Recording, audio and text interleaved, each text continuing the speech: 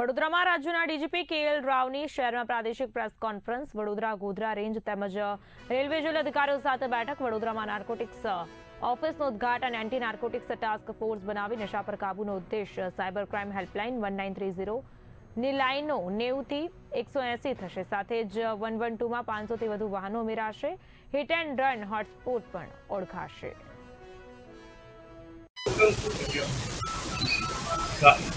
સારી આઉટકમ છે કે દાખલા તરીકે સાયબર ક્રાઇમમાં જે 1930 આપણા હેલ્પલાઇન છે એ અત્યારે આપણી પાસે 90 લાઇન્સ આપણી પાસે ઉપલબ્ધ છે એને અમને વધારીને 180 જેટલા કરવાના છે અને જે સાયબર ક્રાઇમના જે ભોગ બનતા હોય છે એ લોકોને અમે ઇન્વેસ્ટિગેટ કરી અને જે ગોલ્ડન આવરમાં જે ફરિયાદી પોલીસને જાણ કરશે એને લગભગ 35 થી 40% રકમ અમે ફ્રીઝ કરી શકાય હોલ્ડ કરી શકાય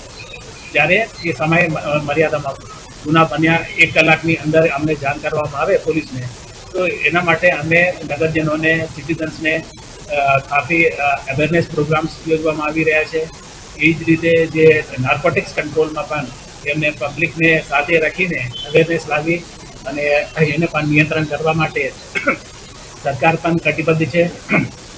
એના માટે એએનટીએફને એક નવી